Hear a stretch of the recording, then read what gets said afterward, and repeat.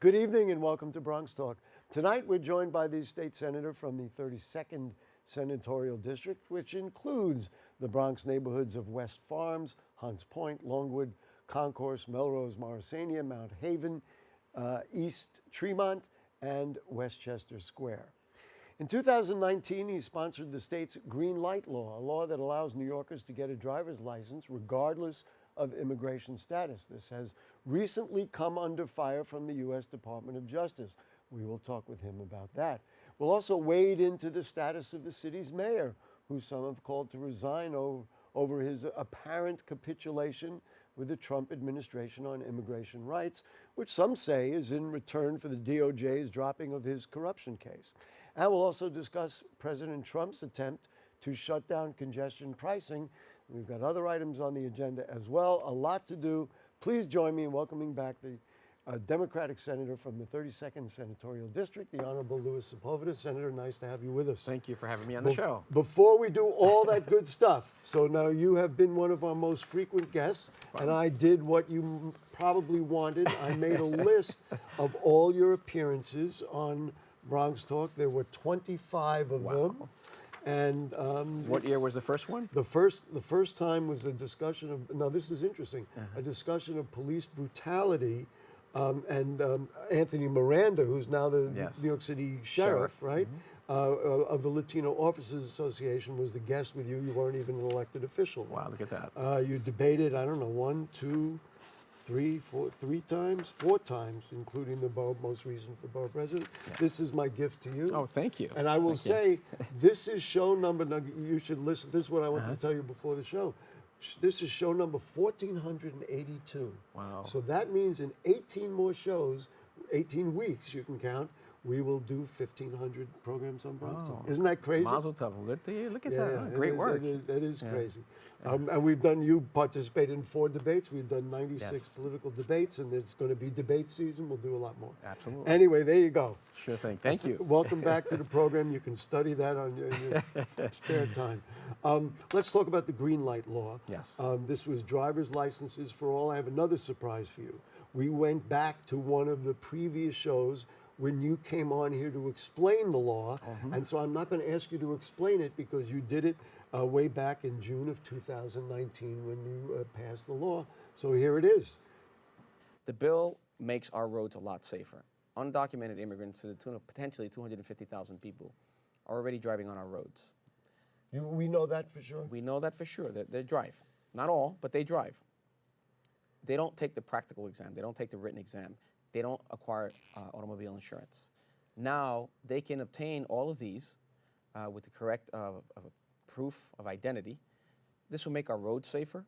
This will make our insurance rates drop.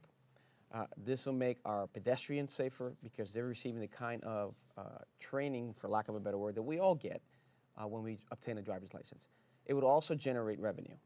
They predict anywhere between $50 and $60 million a year in an era where we're going to have shortfalls in our budget. Well, how would it generate revenue? Well, application fees when people apply for the licenses, all the fees that come with that. You're anticipating about 250,000 people that potentially can get these licenses. So it's going to generate revenue. It's also going to allow these undocumented immigrants, especially in those northern areas of the state where there's so much resistance to it, it's going to allow these individuals to then integrate themselves into the local economy. They can go shopping where before they wouldn't go because they're so fearful. So in terms of the economy, in terms of safety, this is an absolute no-brainer. And there you go. Wow. So you explained it, so I don't have to ask you again. The Attorney General sued the state, citing a law allowing New Yorkers to get their driver's license regardless of their immigration status. Ms. Bondi vowed to put an end to those practices. It stops, she said, it stops today.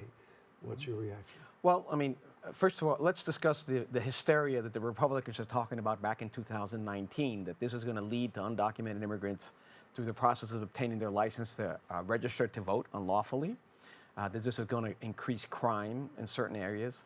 And you look 6 years later, and it's been an absolute total success. Undocumented have automobile insurance. By integrating themselves into the community, when there's crime or when they're victims of crime, they actually talk to the local police departments. It's helped generate more income because people are traveling now, spending money throughout the state. The hysteria that they were speaking about 6 years ago never materialized. There hasn't been a single incident of any undocumented. Not a single. Not a single one that I've heard of an undocumented immigrant attempting to register to vote in this state. There has been no connection whatsoever to the driver's license bill, the green light bill, and any increase in crime. So what the Attorney General is trying to do is continue the rhetoric to demonize undocumented immigrants and immigrants in general. Luckily, driver's license are a state issue. It's not a federal issue. So the federal government has no way possible to really intervene with the continual process of having the green light bill in the state of New York. When you said, the bill has worked, the number of people who've gotten licenses, the fact that you say that people haven't registered to vote because they have a driver's license, that's been documented. There's been some analysis of this over the years. We have not had a single complaint, and I've attempted to get the information. I have not a single complaint of any undocumented immigrant being prosecuted for attempting to register under the process of the green light law. This was something else that I ferreted out in doing the research about the law, and so you can either clarify it or deal with it. Mm-hmm. The law requires state authorities to promptly tip off any illegal alien when a federal immigration agency has requested his or her information. Can they do this? No, they cannot. They cannot. They cannot. The only way that they can inquire about a particular individual who's undocumented is if they have a judicial warrant from a judge, not an administrative warrant from ICE. Has to be a judicial warrant. The law allows that if they're tracking down a dangerous criminal, that you can access that criminal's information through a warrant. So this notion that it's protecting criminals is completely insane, because we made provisions for that. I didn't want to pass a law that's going to give criminals the right to disappear and not get caught. We passed a law that took care of those provisions and allows for a warrant to track a dangerous criminal. So just trying to summarize it for the people of the Bronx to understand, what you're saying is the law works, it's been effective, as you said in that clip, people are getting insurance, they're driving, they're learning how to drive. Mm-hmm. We all took driver's ed, they're taking driver's ed to get the license so they can go to work and do all the other things that they need to do. And this whole idea of suing, and you also don't sound concerned about a lawsuit because you say it's airtight. It's a state issue, and we have a great attorney general who's been defending this law. So all it is spreading more of Yes. the kind of misinformation or the. Well, I wouldn't say misinformation. I said it's inflammatory, borderline racist rhetoric that you keep getting out of this administration. We're taking steps to protect American citizens, Pam Bondi From said. what? What are we protecting them from? You know what, Gary? It's another attempt to equate any kind of criminal behavior to immigrants and undocumented immigrants, when the reality is that undocumented individuals commit considerably less crime than American citizens, maybe less than 5%. Are we going to start deporting some American citizens that commit crimes? I want to get to that whole idea because you and I had a phone conversation several weeks ago, and you were anxious to come on the show to talk about Know Your Rights, and we're going to do that. Mm-hmm. The Jose Peralta New York State DREAM Act, which allows undocumented and other students access to New York State administered grants and scholarships that support their higher education costs. Is this controversial in any way? Has it been successful? This was passed around the same time, as I understand. Almost the same couple of days That's apart. Right. The reality is that there hasn't been any noise about it yet, but I suspect with this administration's obsession with anything that helps immigrant communities, undocumented communities, that they're going to make an issue out of it. I suspect it, but again, it's been an extremely successful program. It's just interesting. It's hard not to see the conflict. On one hand, when it comes to a woman's right to choose an abortion, the president said, let the states decide. And now that's a whole other ball game. We don't have to talk about that today. But when it comes to this, it's like the state can't decide because the state is not doing the right thing. Well, because the state is not in agreement with our policies, our project policies, our racist policies. That there's no doubt about what's happening in this country.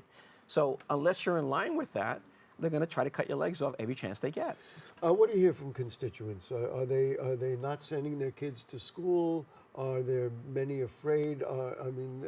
Have there been activities on both sides?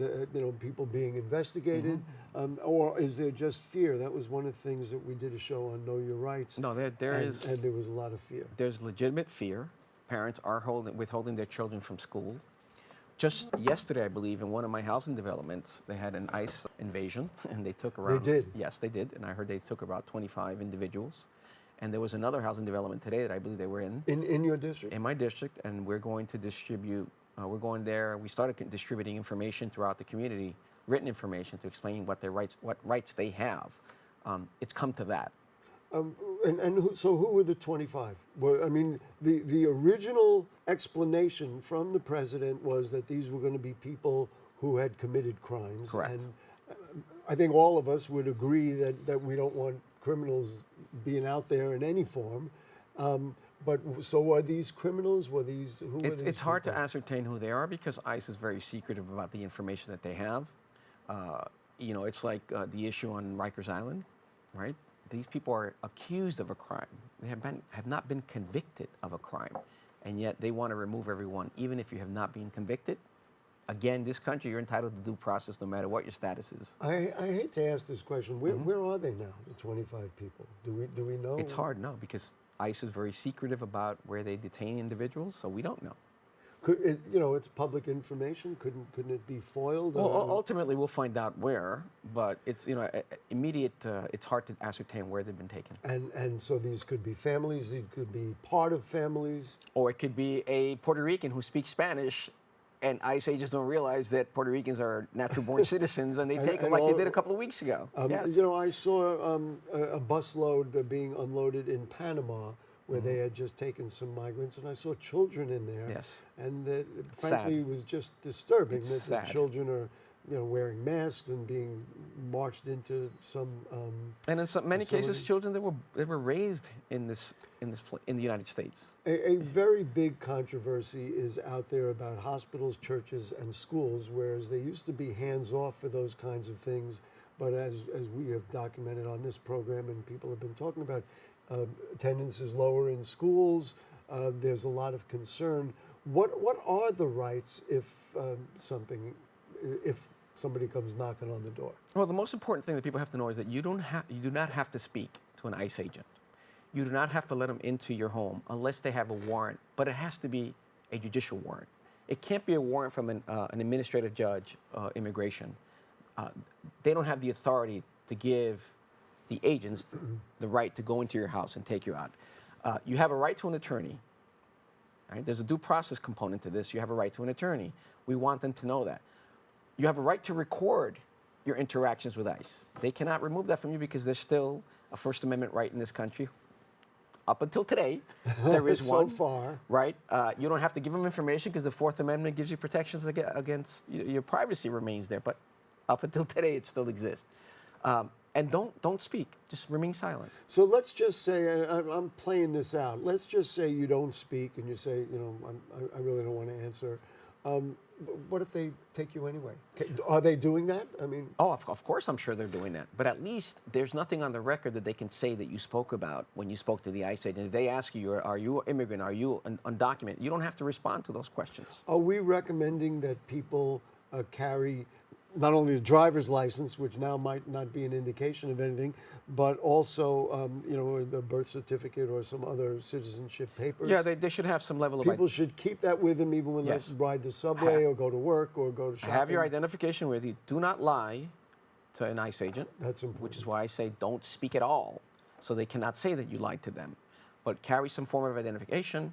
And also, if you have young children, make sure that you have a plan A in place for the care of those children in case you are deported or you get sent to a holding cell.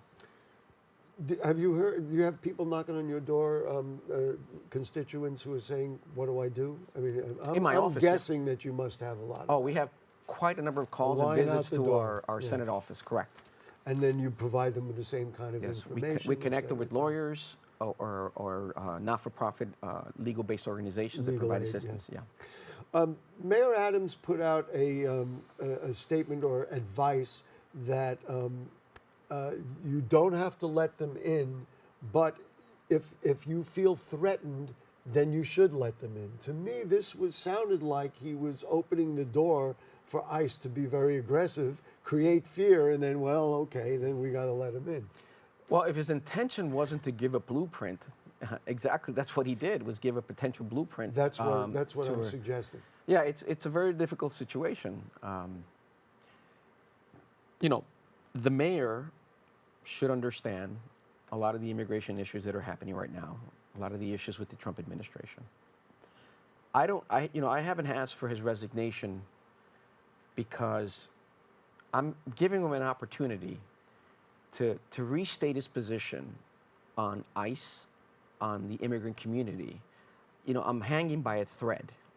I really am, because this is an individual who we knew, I respected. I knew that his position on immigrants is much different than what it is today. And so I'm waiting to see if maybe a light goes on and he says, I shouldn't have this level of cooperation. Clearly there's the criminal case, and perhaps that is what the determining factor is going to be at the end. Let him deal with this criminal case, although there's possibly not one yet. We don't know what the judge is going to do. But for me, it is so painful to watch someone who I just hope that somehow there will be a change in policy or in statements. And so, depending on what the judge ultimately determines, and what it sounds like you'd really like is for the mayor to stand up and say, this is how I feel about immigrants, this is what we should do, rather than allow the federal government and ICE to dictate what his policy is. Beyond that, also, yes, but also don't give statements that are giving blueprints to ICE agents and the Department of Justice to go into our schools, our churches, and other places in a city that's a sanctuary city. You have to respect that. Well, this is what I've been thinking about in terms of the whole vision of how the mayor responded. New York City, and I don't have the number in front of me, but got tens of thousands of migrants sent to us from Republican governors, largely in Texas, but in some other places as well. They came in to our city. We didn't know what to do. And the mayor, from my point of view and from other people's point of view, reacted properly. We created whatever housing we could. We put up shelters. We found seats in schools and all of that. And that was reflective of what you said is what a sanctuary city should do. The mayor, I would think, would want to set the tone, and that set a tone.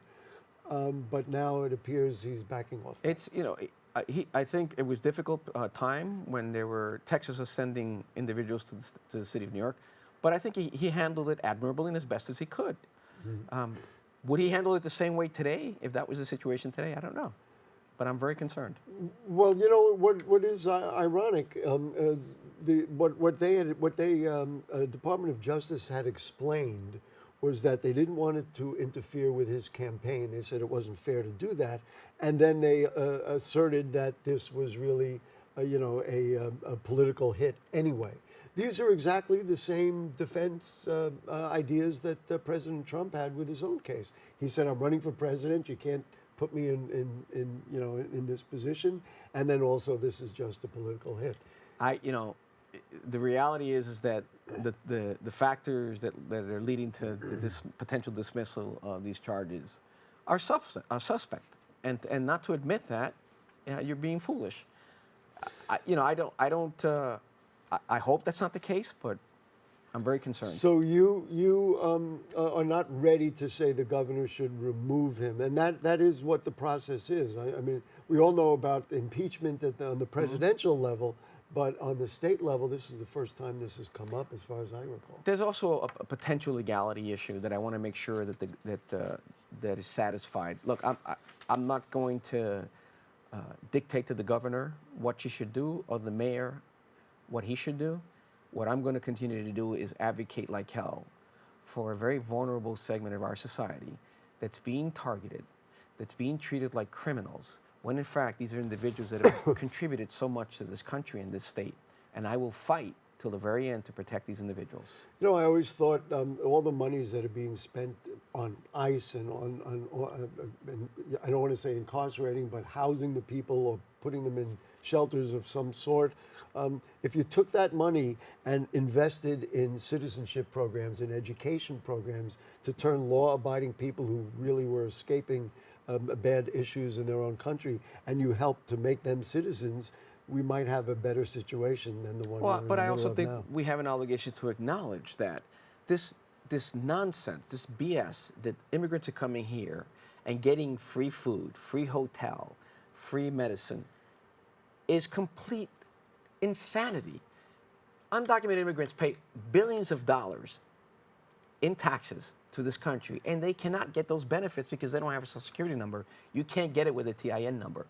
So in terms of contributions to the federal treasury, to the state, undocumented immigrants are an incredible plus. In fact, some say that they are protecting our Social Security system, their investment, their contribution. So let's stop demonizing a segment of our society that is actually good for this country. Let's talk about congestion pricing. Before we get into what's happened the last week or so, did you like the idea? Are you a fan of congestion pricing? Is it working? I what thought, do you think? if you noticed, initially there was a lot of anger initially, but you haven't heard very much since. I have seen the product. I've seen traffic in the city, how it's incredibly diminished. It certainly anecdotally appears that way. And sometimes it's difficult for us to adjust to changes in our society and in our infrastructure. But I think at the end it'll be something positive.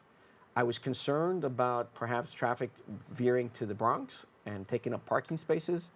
I haven't seen that yet.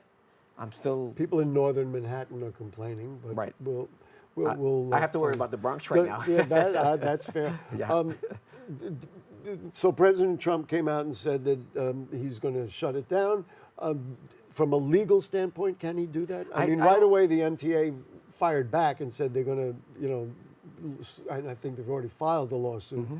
But can he do that? I don't think he has a legal authority to do it. I believe that if you look at the New York Daily News editorial today, they indicated that he doesn't have the power to do it. I'm hoping he has the power to do it. But we'll see. I mean, with this insane administration, you don't know what to expect. On that note, we have something that the president put on his True Social. You can see it there. You may have seen this. Congestion pricing is dead. Manhattan and all of New York is saved. Long live the king. Now, you can agree or not agree on the congestion pricing and whether Manhattan is saved. I mean, I don't know that it was going to crumble into the ocean. But the whole idea of long live the king, I read that and I was like, what country did I wake up in? And the sad part is that there are some Republicans in elected Republicans in this country that once upon a time would have rebuked that immediately. And you're seeing all these Republicans who I respected just falling right into line with this nonsense that, you may have a dictatorship in 3 years. Do you see that with Republican colleagues in the Senate? Now, I realize, a lot of that analysis goes for Congress and federal elected officials. But do you see that in the Senate from Republicans? Several of the colleagues they don't agree with it. But they won't say anything. Exactly. You can agree to it, but not say anything. So it's the same thing as agreeing. In all fairness, we should represent what the governor responded to that. So we've got her quote here. She said, "New York is not subservient to a king or anyone else in Washington. New York hasn't labored under a king in over 250 years, and we sure as hell are not going to start now." I thought that was about as strong a statement from Governor Hochul as I've ever heard. You know what, Gary, in this period, there are two things that I'm going to remember. That the ones who punched Donald Trump in the mouth were two women, Governor Hochul and the President of Mexico. She's not putting up with his nonsense. These two women have shown more guts than most male political leaders throughout the country and throughout the world. Although I do want to say the Chicago mayor stood right up and said, yes, you're right. You're absolutely right. Yes. I'm not for that. Listen, we're almost out of time. You were telling me before the show about a property tax bill that you're proud of. Totally different subject, but let's find out what else is going on in Albany. On a happier note, I'm the chair of the City Once Committee in the Senate, and I've been working for several years initially with Mayor de Blasio and now with the current mayor on modifying our property tax system. And the plan that we've come up with will benefit anywhere between 60-70% of homeowners who pay less in property taxes than what they're paying now. So it's going to be an incredible benefit for homeowners. What's happened throughout our history is that poorer communities, poorer homes, or homes of less value have subsidized wealthier communities. So we want to balance out so that everybody pays their fair share of taxes. And it's going to be a great program. What is the prospects for that? I mean, are we think getting there, and how is that going to happen? Well, we have to get there because the Court of Appeals ruled that the current system for New York City is unconstitutional. So either we do it or we let the court do it. And we're never happy when the courts take over.